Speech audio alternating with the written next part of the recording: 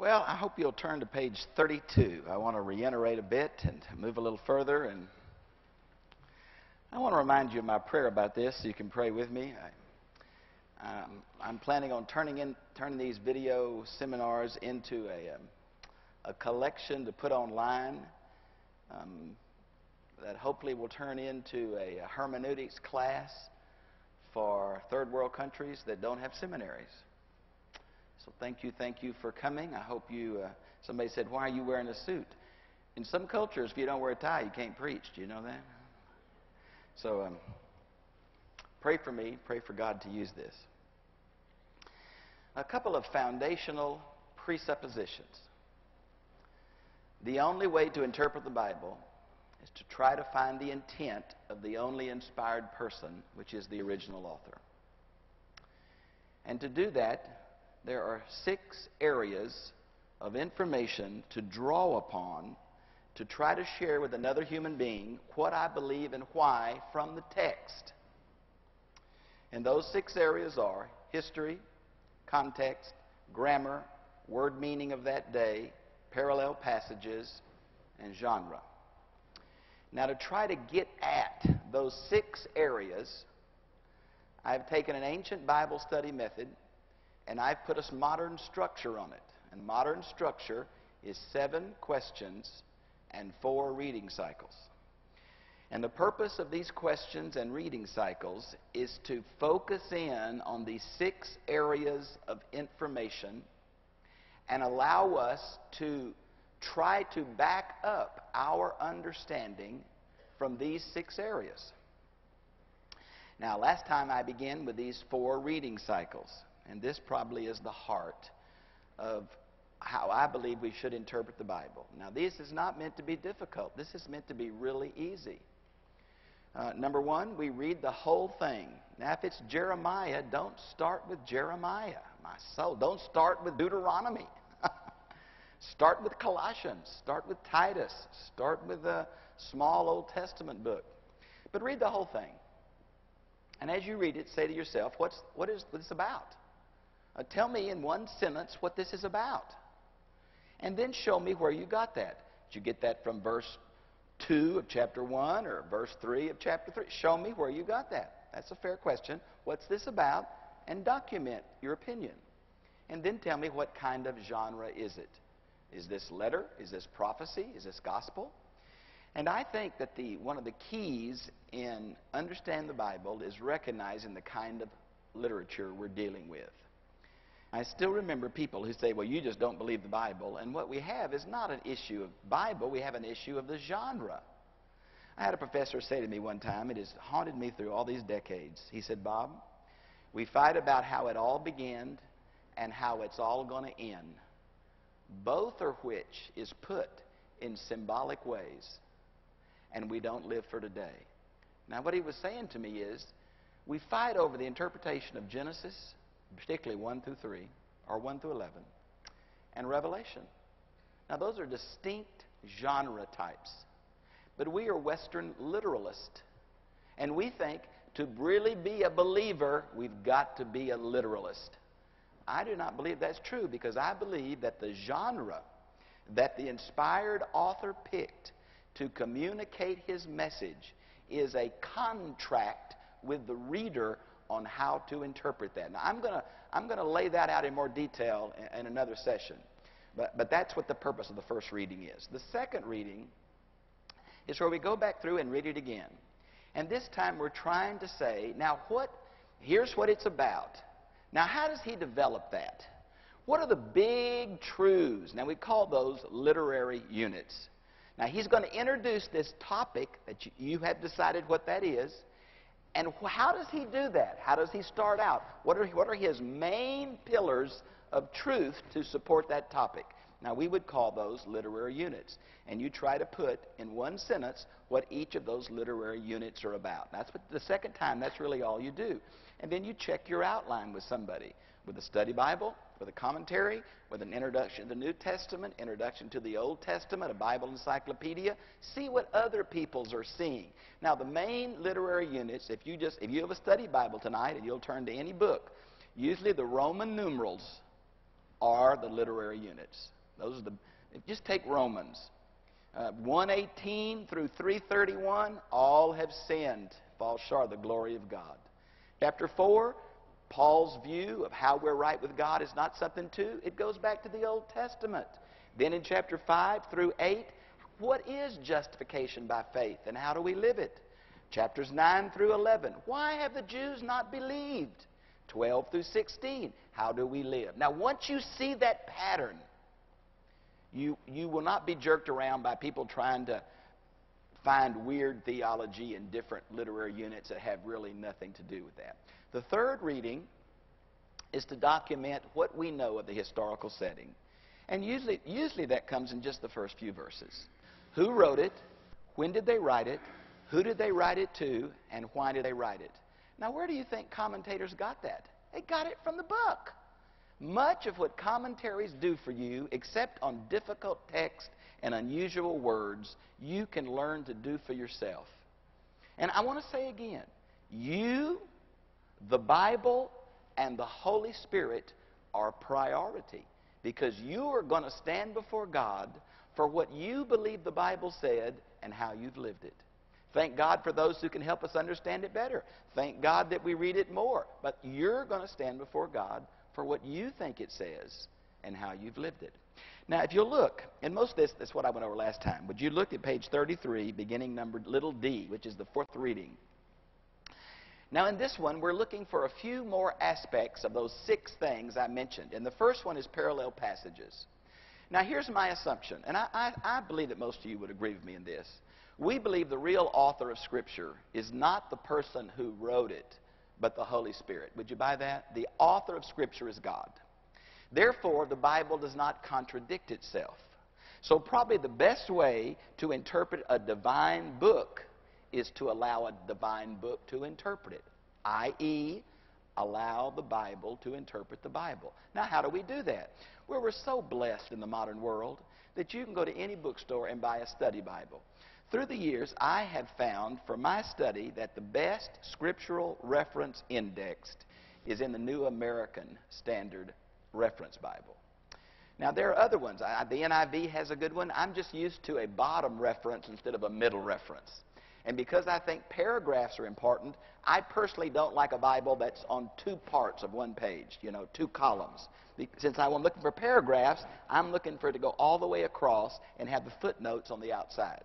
But these footnotes are a way for you to look. Now, it's not just find everywhere the word is used. No. We are saying to ourselves, okay, here is a verse that's saying something about truth. Is this the best place this is taught? Is this the only place this truth is taught? Is this one of 50 verses on this truth? Or is this one of those paradoxes where the Bible seems to say one thing here and an absolutely contradictory thing here? So what we're looking for is, very quickly, without memorizing the whole Bible, where could I go to find where this same subject is discussed? Now, that's what parallel passages do.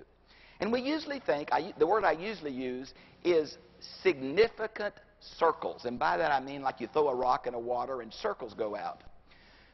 If we can find the same word or the same truth or the same concept in the same literary unit, Romans 5 is going to be the best interpreter probably of Romans 6, right? Because they're together in the same thought.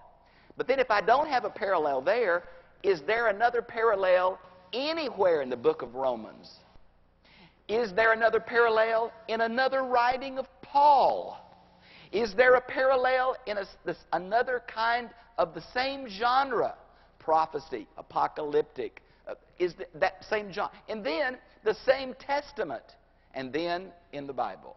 Now, as we move out, the reference usually become more diluted. Not always, but many times. And so we're looking for the closest reference we can to understand. And what we're looking for is not how many times the word is used. No. The clearest teaching passage on this subject.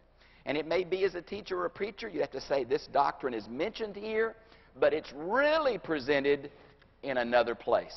and tell them where it is. They may want to read that later. You may want to go to that other text to get the best, clearest, unambiguous teaching text. That's what parallel passages are all about. Now, the other thing is, and I'm going to really jump on this soon. I'm not sure it's going to come tonight, but it could. It just depends on the time. I just mentioned that I believe the Bible presents truth in tension-filled pairs. Now, brothers and sisters, if I can give you one gift, this might be the most significant gift I can give you. As a person who loves and believes the Bible, I am under the authority of Scripture. I refuse to let my education, my history, or my culture usurp the priority of Scripture. But my problem is, as an avid Bible reader, it looks like the Bible says one thing in these texts and the exact opposite in this text. Now, what do I do with that? First of all, how do I find when the Bible presents it in two different ways? The easiest way to find that is in a particular kind of theology book, and it's called a systematic theology. Now, some of these are expensive, but some of these are not, and even the ones that are expensive, you can get them very inexpensively online. And what they do, they take the Bible and they put it in categories. God, God the Father, God the Son, God the Spirit, God in creation, God in salvation, metaphors used to describe God, man, how was man created? It just takes categories, and it begins to stuff all of Revelation into the doctrinal categories. So by looking, you don't read this book, it'll hurt you. You go to the index, topical or scriptural, find your chapter, your paragraph, whatever, write down the page numbers where your Bible study is talked about, go and read that page. If you find your verse, you read the paragraph it's in. If it's helpful, read the page. And suddenly we're going to find out your verse is the only verse on this subject in all of the Bible. Your verse is one of 10 on this subject, but here are the subjects that seem to present it in a different light. Suddenly it lays out a knowledge of the Bible for everyone in a relatively short amount of time. Now, these books are the most theologically biased of all the reference books, because they're written in a Presbyterian perspective, a charismatic perspective, a Baptist perspective, a Catholic. So you can't buy just one of these. You've got to get 2 or 3. And what you're looking at, not to say, oh, I agree with that. You're looking for grist for the mill, okay? You have prayed for the Lord to show you. You have read your text. You've studied your text. Now you want to see, what else does the Bible say on this subject? And you're looking for a vast array of information to start clarifying what this truth is on a biblical basis, not just in John or Paul or whatever. Overarching, how does Scripture deal with this subject? Now, that's what the 4th reading is about. So you start looking for stuff like this. Is there any words that are key words in this section? Now, usually those words are either the words that are repeated, the words that are unusual, like propitiation. Holy moly, that just saying it'll kill you. Is it a word that's repeated often? Those are the kind of things you're looking for. And is there a repeated number of people? So you start looking for, what are the characters in this book? What are the events in this book? What are the major truths in this book? And suddenly you're trying to start seeing this thing lay itself out in outline form. Because the best way to understand the intent of the original author is a Western outline. Now, I'm not sure that, when I was in English, and all of you did this too, they said, develop an outline, then write your paper. Now, what all of us did is write the paper and then try to get a squirrely outline to fit it, right? Well, I know that's true, but what it is saying to us is that logical writing for a purpose forms and follows a logical presentation. The Bible is written for normal, intellectual human beings with this wonderful mental capacity from God, and we need to follow the thoughts of the original author. Now, we need to do that to paragraph level. And this is what I find is most difficult to folks. They don't want to take the time to do that.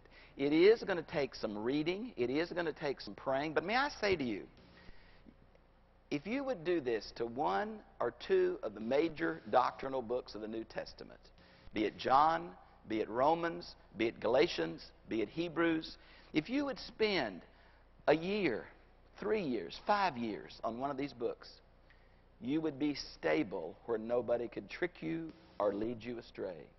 The problem is, most of us know a little bit about all the books and not really about any of the books.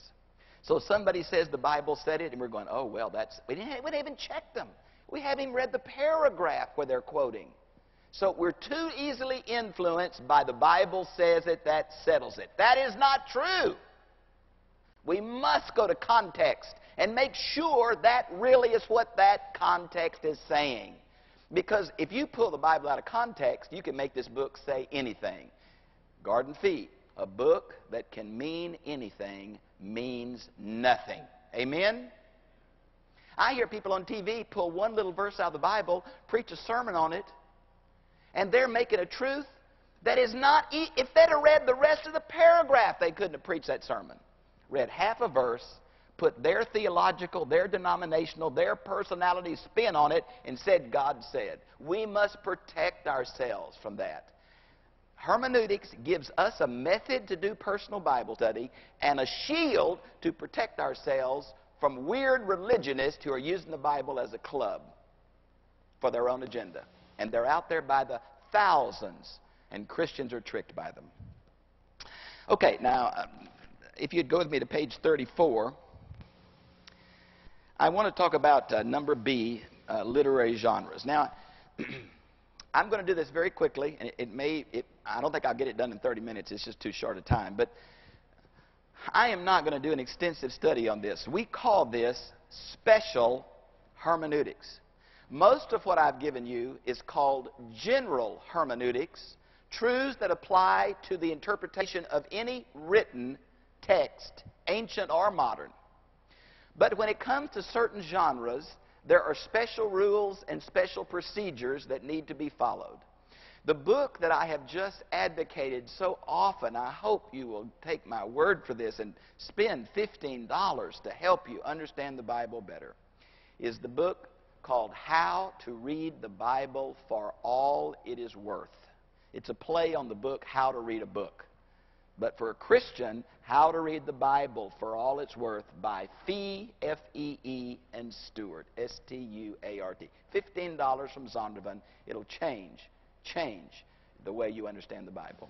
And that's what that is, a book on special genres. So look at B1. Let me list some of the genres. I've left one out, so I'm going to add it back in. I'm going to add in one here. You might want to write it in your notes. We have poetry. We have proverb. Now, those we call those wisdom literature. We have prophecy. We have historical narrative. We have gospels, which is different than historical narrative. We have letters, which is one person writing to a church or another person. And then we have apocalyptic literature. Okay, that's the one for some reason I left out. So I want to talk about those in order. And what I really want to do is give you kind of a real quick understanding of this kind of literature and some common sense ways on how we should approach it, okay? So let's do poetry first, under 2A. I want to remind you that Bible poetry is not like modern English poetry, which focuses on rhyme, sound. Hebrew poetry does have a beat, a meter, a rhythm. If you ever have seen a cantor read the scriptures at the Wailing Wall or in a Jewish synagogue, there's a beat that goes with those lines. But it does not have a sound rhyme. What it has is a thought rhyme. And by thoughts, now look down with me, this is the way we try to characterize these things. Synonymous means the two lines say the same thing in slightly different ways. Now I'm giving you an example in Psalms 8:4. I'm not going to take time to read those. I hope you will. The second one, the second line says exactly the opposite. I've given you several examples there. Proverbs 10:1, Proverbs 15:1. Another kind of one, we call it step parallelism. A statement is made, a second statement is made, and a kind of a summary conclusion is drawn at the third line. We call it step parallelism. Now, unique to the Hebrew is a thing called chiasmic parallelism. Now, that's just from the Greek word chi, which is the X look to us. There's several lines. It always has to be 5 or 7. It starts with one truth, and that truth is repeated 7 lines below. Then a second truth, and that truth is repeated 6 lines below. Then a third line repeated 5 lines below. And right in the middle of this X is the main truth.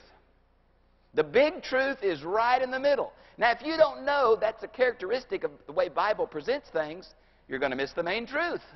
Because we go to the first or the last. But this is the middle.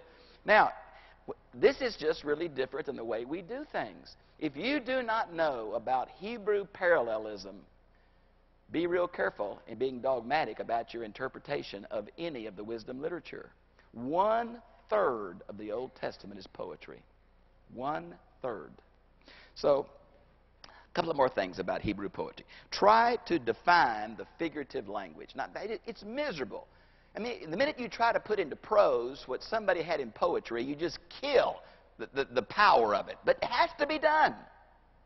I remember the little poem I learned in, forgot where it was. The fog came on little cat's feet. Now, if you're a literalist, you're a strange person. That is not saying that the fog made little prints in the street look like a cat paw. It's the silence of the coming of the fog into some eastern city. Now, we've got to take that same analysis and put it in the Bible. I mentioned here that a climactic or synthetic parallelism is Psalm 19, verses 7 through 9. I preached on that several weeks ago. In Psalm 19, verses 1 through 6, is this kind of parallelism where you've got to take the figurative language, the sun running all night to get back to start the next morning. The sun is presented as a runner that has a voice, and the voice that goes out is a silent voice. Now, what is that talking about? Natural revelation. God's knowledge in creation. Now, you've got to look at those 6 verses, and please don't tell me you think the sun runs all night to get back to Dallas, Texas. Of course it doesn't. Take this figurative language and put it in a way, capsule the thought of the paragraph. God speaks through nature. That's what this is talking about. And then the rest of Psalm 19, God speaks through Scripture. So until you see that we're comparing the kinds of ways that God speaks to creation, you don't get the Psalm. You miss the parallelism, you miss the outline, you miss the Psalm. I don't care what else you say it means, you miss the intent of the original author if you don't outline it and find out what the central truth of the stanzas, not paragraphs for poetry, but stanzas for poetry. Now, a couple of more thoughts. Express the central truth in a simple declarative statement and do not push the details. Friends, I'm just so sick of hearing sermons based on one little detail in one clause and making that clause that was never the intent of the original author to be fronted or focused the sermon. That says more about our agenda, more about our creativity than it does the only inspired person, which is the original author. You do not have the right to take the author's main truth away and substitute your personal preference or denominational theology. Amen? I'm almost over it. I want to go to a proverb, because proverbs are very different. Proverbs are focused on application, not theology. And there is no context in Proverbs. You can't say, well, verse 1 says this. There's usually no context, no connection between verse 1 and verse 2. What you have to do is run the parallel passages. You have to run child discipline. You have to run it to the Psalms and find all the verses on child discipline, or all the verses on marriage, or all the verses on anger. It's a parallel passage kind of genre. And the other thing about Proverbs is, we're talking about, and I don't want to offend you when I say this, you're not going to like it, but I still think it's true. Proverbs does not describe everything that happens to human beings.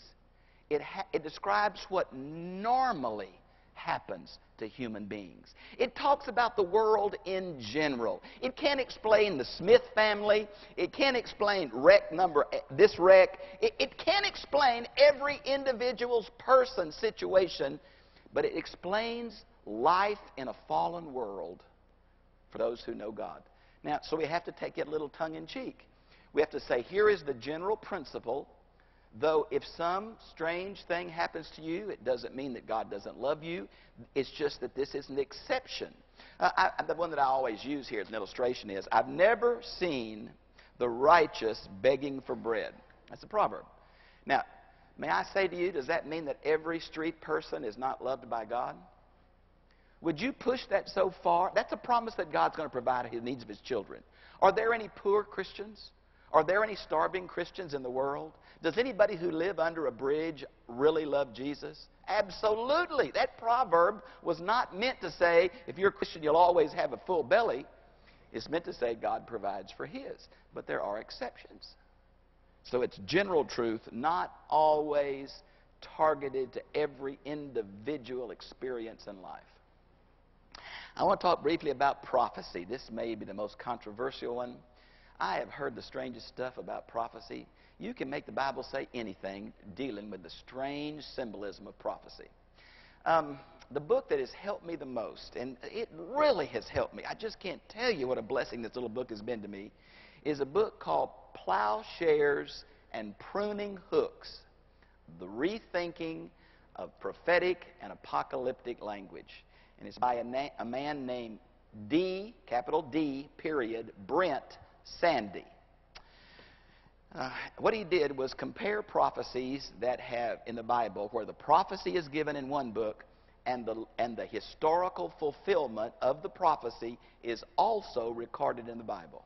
So now I got the prophecy and the event both in Scripture. And he began to compare these.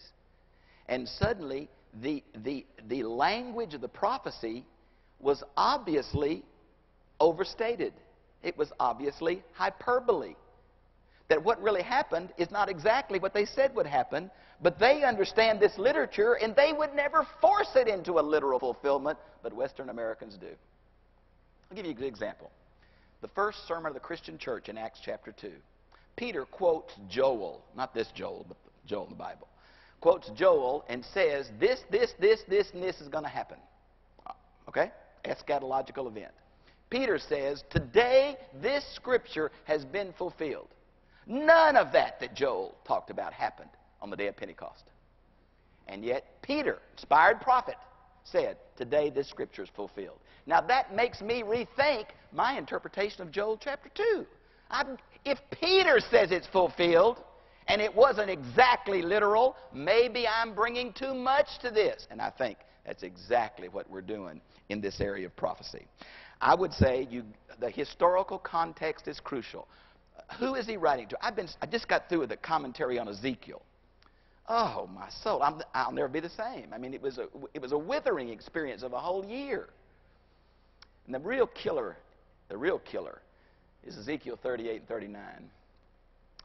And this, of course, is this Gog and Magog attack after Israel is back in the land. Remember 36 and 37 is the dry bones chapter, and God promises to restore them. Then they get invaded by another international army. Are those texts directly related? Is the context 36 through 39, or is the context 36 and 37, and then a whole different subject at a different time in 38 and 39? The Bible itself has no historical markers. You've got to start looking at the rest of Ezekiel and the rest of the prophets to try to see how does this truth fit in to the presentation of the prophets of the 8th century and the 7th century. And it's sometimes a daunting task. But I would say, read the whole prophecy. Don't let somebody pull a verse or a couple of verses out of a prophecy that covers several chapters. You've got to present the whole in one truth. You've got to see who it's written to and why it's written to, and sometimes that's not present. And that's what caused some of this terrible controversy. The other time is sometimes we are hit with a multiple fulfillment prophecy. Now, you talk about a tough one. Now, I mentioned to you that Isaiah 7:14 is a multiple fulfillment prophecy. The Bible, the Hebrew Bible, does not say a virgin will conceive. It does not. The word there is alma. It means young woman of marriageable age. Because there's a birth in Isaiah 7:15, and that child is talked about as a symbol to the king who's being disobedient to God. I don't believe in two virgin births. So here is a prophecy that applies to Isaiah's day. Yes. And then the New Testament authors pick it up and apply it to Jesus of Nazareth. Yes. The only virgin birth I affirm is Jesus of Nazareth, though the text they use is Isaiah 7:14. Here's another one. I don't know how much work you've done on Daniel. Whew. The abomination of desolation. Now that has three distinct historical foci. At first, it's talking about Antiochus Epiphanes IV, one of the Seleucid rulers of the interbiblical period, the Maccabean deal. The second, it's talking about the Roman general Titus that destroys Jerusalem in AD 70. And then again, it's used for the end-time Antichrist. It's the exact same phrase used three different ways. Multiple fulfillment prophecy. These are the kind of things that I think really causes people to go, wow. Beyond that, I would say there's the problem of the messianic prophecies. See, we think, because we're New Testament people, that the second coming of the Messiah is mentioned over and over in the Old Testament. I assure you that the big event is not the second coming. The big event is the first coming. As far as the Old Testament, the big event has already happened. 95% of the Old Testament prophecies about the Messiah were fulfilled in the life of Jesus. And we're letting people take the last 2% and make all kind of strange stuff that almost denies the 95 other percent ones. Did you know the word Messiah is only found in Daniel? And yet the concept is over and over. So I want to quote a couple of things from me here. I hope you just give me a minute. I'm on page 35 now, little 5. The prophets often recorded more than they understood. In this case, it is the authorial intent of the Holy Spirit, not the original human author, that is the key. This can be ascertained by the historical and/or New Testament fulfillments. Parallel passages become very helpful at this point. I'm not sure Isaiah understood everything God was giving him. I'm not sure Ezekiel understood everything God was giving him. When it started coming out in the New Testament, when apostles started saying this is a fulfillment of this, even though this author didn't understand it, and even though they're pulling some things out of a prophecy that seemed to us out of context, if a New Testament author affirms it, my view of Scripture says that's the proper interpretation. Number 6. This genre is often hard to interpret. Duh. H. Rowley. It is not to be denied that the prophetic books are not easy to understand. They consist so largely of brief oracles put together on no very clear principles of arrangement, with sudden transitions from one oracle to another, and usually but the scantest of evidence of the situation that gave them birth. Here's another one by Robert Griddlestone. There is no royal road to the scientific study of prophecy. You watch TV after 10 o'clock when the price goes down, and you would think those fools know. When I was pastor in Lubbock, Post, Texas, right on the Cap Rock, somebody took out a 2 full-page newspaper ad on how Jesus was coming back. When and how and who and where. And I told Peggy, that fool in Post knows, and Jesus didn't. Now, if Jesus doesn't know, the angels don't know, only the Father in heaven knows, why are you letting somebody on TV at 10 o'clock tell you exactly what's going to happen? And you're going, oh, that's deep. It's deep, all right. Number C, this is from Miles Bennett. Prophecy has its own particular time perspective. For a correct understanding of their point of view, the interpreter must think first of a signpost rather than a blueprint. Oh, do you hear me? It's not a road map. It's a pointer. See, we want to take the Bible as a road map. You know what? This is just an aside. It just kills me when people fight over their 40-foot charts. How it's going to happen, when it's going to happen. And they'll kill each other and excommunicate each other and ridicule each other on the fact their chart doesn't fit. And they spend so much time building this chart, they never do witnessing and never live for Christ in their own day. Think about that. We're fighting over the second coming so much, we never live the gospel today. Is that dumb or what? Why don't you affect what you can, which is live for Christ now, and quit killing each other on something nobody fully understands? Thanks for that amen. I know where it came from. I recognize that voice. This is Doug Stewart in How to Read the Bible for All It's Worth. Now think of this. Think of these statistics. Number D there. Less than 2% of Old Testament prophecy is messianic. Just think, we think it's everything. Less than 2% is messianic. Man. Less than 5% specifically describes the covenant age, the new age. Only 2% is about the Messiah. Of that 2%, only 5% of the 2% is about the covenant age. That'll get your attention. Less than 1% of the 2% concerns events yet to come. The way you listen to people interpret prophecy, you would think there's a detailed plan and hundreds of texts on the second coming. There's a whole lot of text on the second coming, but not this detailed plan of who, when, how, where that we're so used to in the books that are so obvious. I told somebody, isn't it amazing? You go into a bookstore, there are 5 books on the life of Christ. They're pretty much alike. There are 500 books on the second coming, and none of them agree, and we buy the books on the second coming. And then kill each other over them. Okay, I'm going to go to historical narrative. That's what happened. That little E should be a big D if you're changing the outline. Sorry, I just got the outline off some way. Historical narrative, it's just telling us what happened.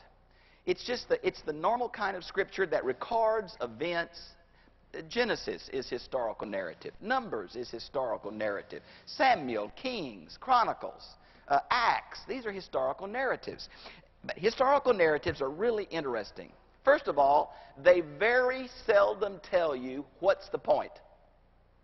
They very seldom draw the implications out and state clearly the purpose of the recording of that event. So you have to say to yourself over and over, this is from Gordon Fee, this is his little phrase this, you have to say over and over, why record this? Of all the things we can say about King David, why record this?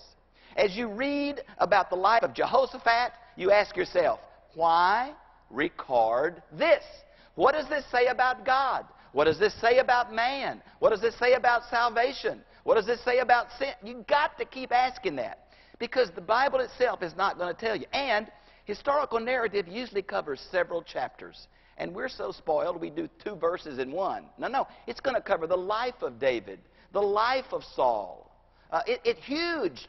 Sometimes more than one book is the context. Historical, you look for, quite often, the main truth is in the mouth of one of the speakers in it, usually toward the end. And they'll make a statement. In Acts, it's always where Gamaliel makes that statement about, if God is in it, we can't stop it. Whoa, that's the mouth of an unbeliever, is the pa-pong about that. So you look for the main characters. Do they ever say in their dialogue what the main point is? But you have to ask yourself over and over, why record this? The truth is just not stated as clearly. I would say to you that the authors of the Bible, let's just take Kings. You're reading 1st and 2nd Kings. The biblical author assumes that you read 1st and 2nd Samuel, and Genesis and Numbers. Biblical authors assume that you know previous scripture. And they're going to build on symbols, truths, events, on what has already happened.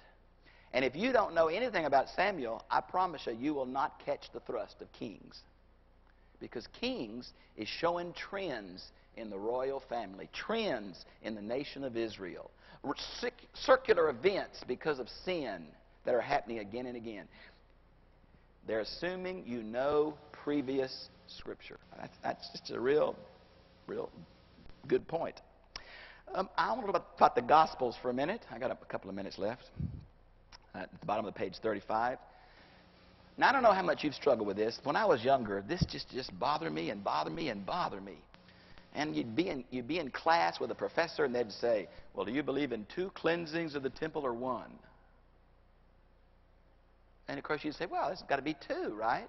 One's recorded in John 2, and one's recorded the last week of Jesus' life on earth. Really? Really? Is it possible that John pulls things out of historical order to make a point? Yes, it is. See, we do not think like these men. These men are not Westerners. This is not Western history. Can I scream that? The Gospels are not Western histories. The Gospels are not autobiographies. You say, well, why are you saying that? Because I got 4 Gospels and they don't agree. And they radically don't agree. I sometimes think to myself, what does Jesus sound like? Does he go around saying, I'm the way, the truth, and the life? Does he use I am a lot? Or does he go around telling parables?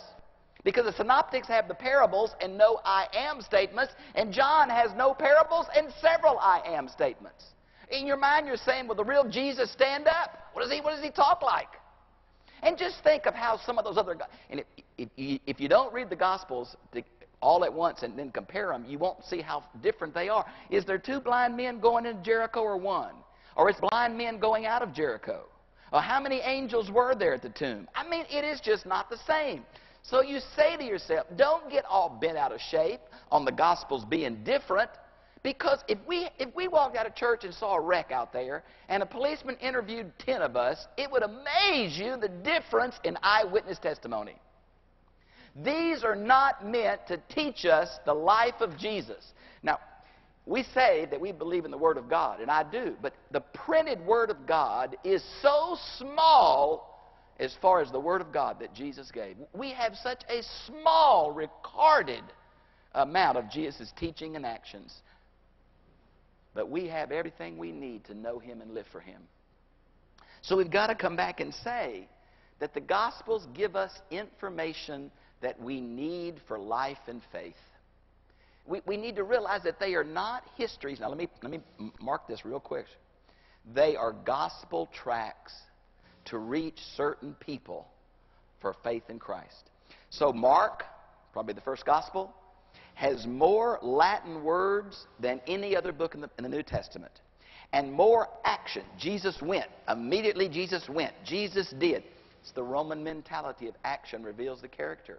It's written to Romans. The Latin words and the way it's structured is a Roman. And most of us believe that the Gospel of Mark is Peter's sermons in Rome recorded by John Mark. John's written for Gentiles. God so loved the world. The genealogy goes back to Adam, not back to Abraham. Matthew's written to Jews. The genealogy goes back to Abraham. There are more Old Testament quotes in Matthew than any other gospel. It's written to target Jews and how Jesus fulfilled prophecies and acted in Old Testament ways and fulfilled the law of Moses. These are gospel tracts. We've got to see them that way and not be hurt because they're not detailed, chronological, cause and effect, Western histories. The more I study history, the more I say, history, what does it mean? It depends a whole lot who wrote the history. You think the slaves in America wrote the same history as the slave owners?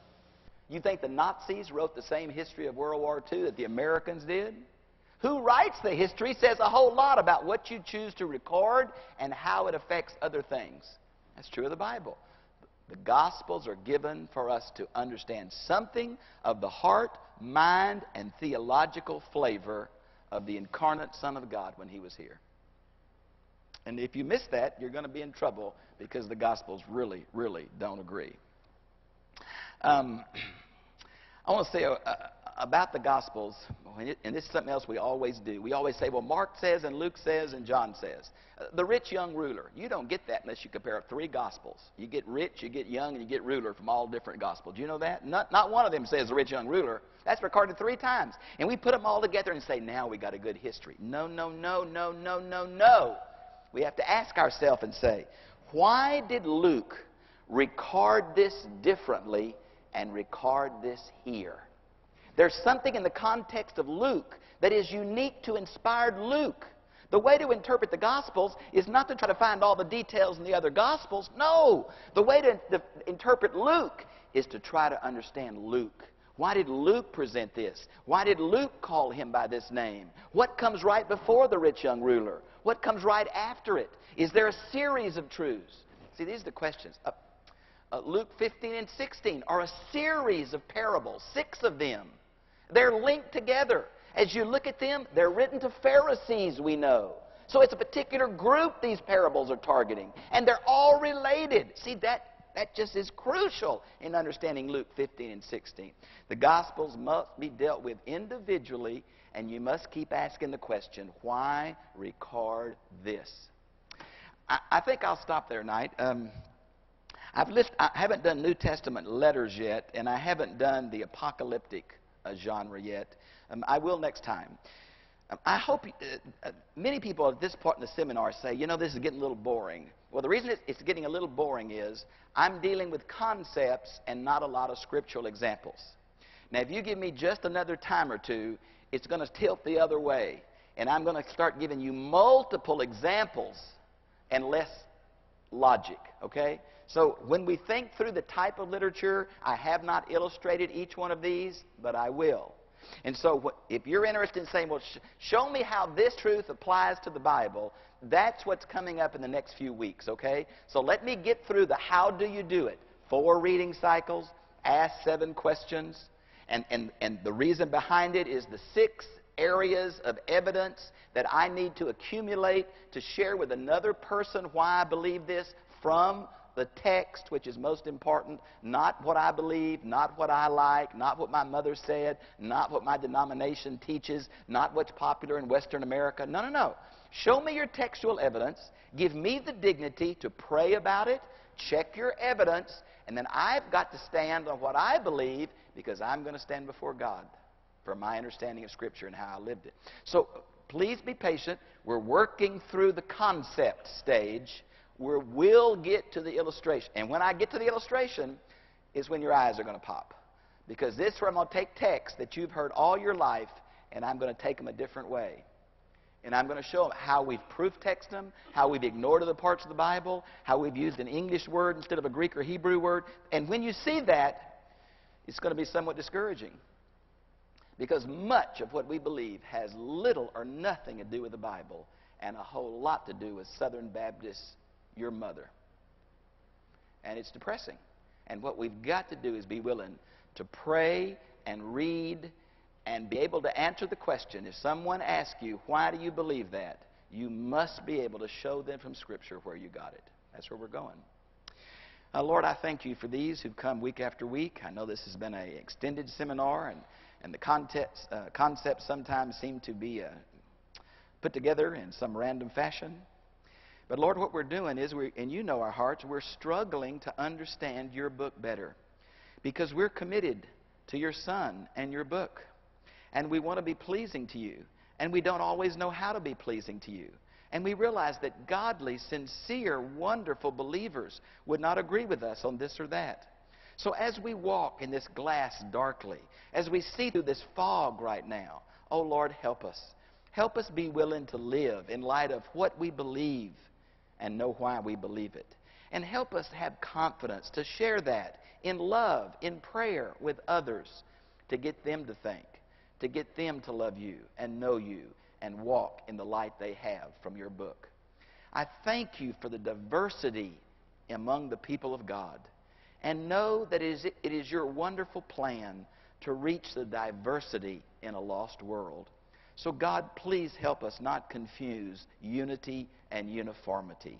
Help us rejoice in our differentness that is biblically based. And Lord, help us be a clear witness to a culture that thinks it's Christian. And give us the Spirit's power to speak to people that because of religious thoughts or religious acts believe they are right with you when there is no personal relationship. We ask that you would have mercy on us in the midst of our misguided religiosity, that you would bring the radical, comprehensive, life-changing New Testament message and help our hands, our feet, and our mouth make that real to our day. Lord, protect us from the evil one. Lord, give us the boldness to be the people of God in our time.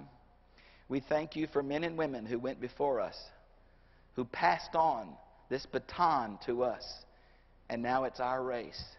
and it's our moment in history, and it's our time. Lord, help us run this race of faith until you call us home to be with you. And Lord, we pray for a societal change, world revival to sweep across America. And help us to be a part of that in the way we live, the way we think, and the way we articulate your truth. In Jesus' name, amen. God bless you. Thank you for coming.